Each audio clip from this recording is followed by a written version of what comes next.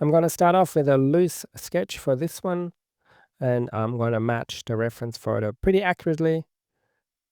And you can see that I have brought in the sides with some masking tape just to get a bit more of a square format to match the reference photo.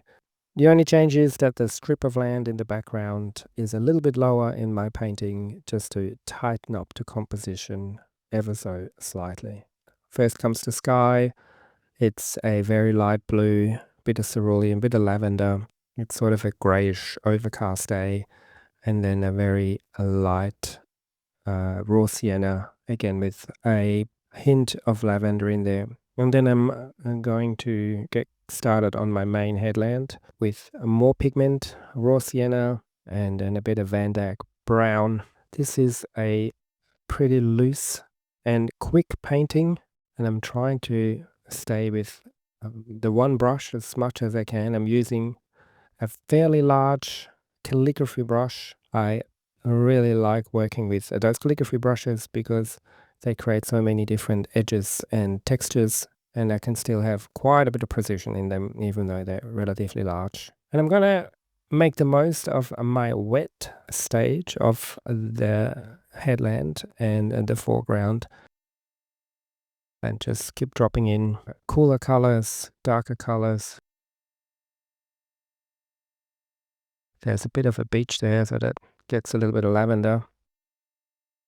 If you've never worked with lavender, I would really recommend you getting a tube of lavender. Most brands have their own version of it.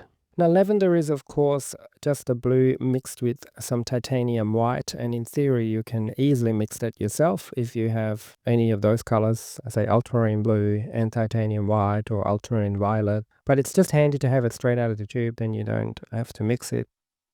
And before it's completely dry, I'm going to drop in a bit more green.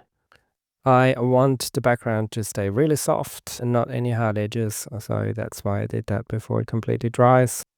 And just strengthening a few of those shadows before I move on to the next stage in the painting. It's time for the background mountain. And I'm using lavender again with a bit of ultramarine blue to create the aerial perspective.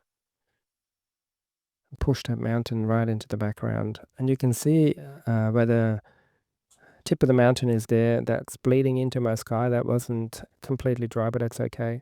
And on the left side there, I'm leaving some white gaps that will create the illusion of buildings.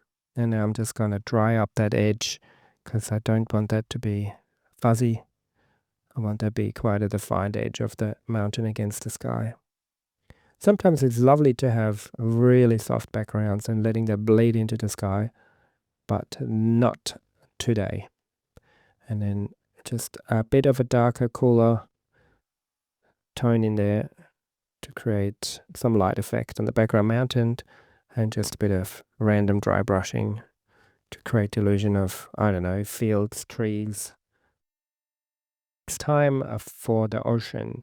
I'm using a rough paper for this one, Saunders and Waterford, which is perfect for dry brushing. The combination of my natural hair calligraphy brushes and a rough paper makes it relatively easy to create this dry brush effect. So if you've struggled with dry brush and you can't really get the texture, then you need to do two things. You need to use a very textured paper, which is cold press or rough. I even find cold press isn't textured enough to get really nice dry brush, so get a rough paper.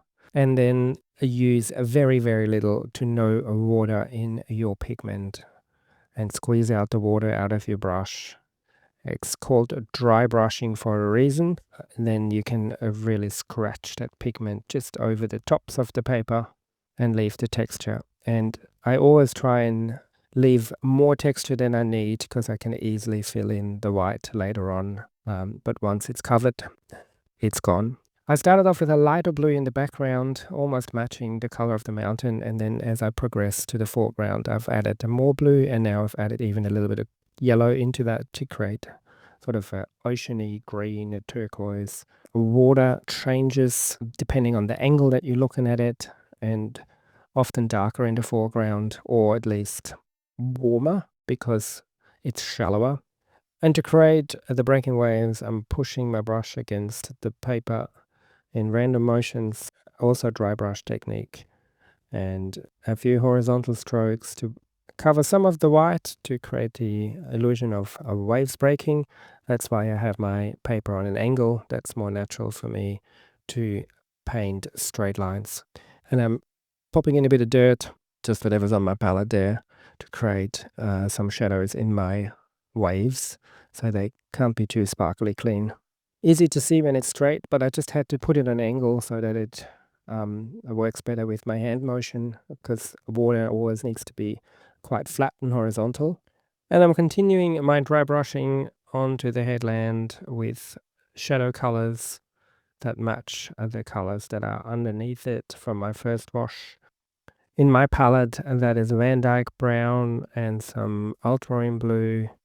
And while I keep an eye on my reference photo, I'm not too concerned to match it perfectly. I look at what I've painted in my first wash and then follow my own lead, so to speak, and create the rock textures as the underpainting demands.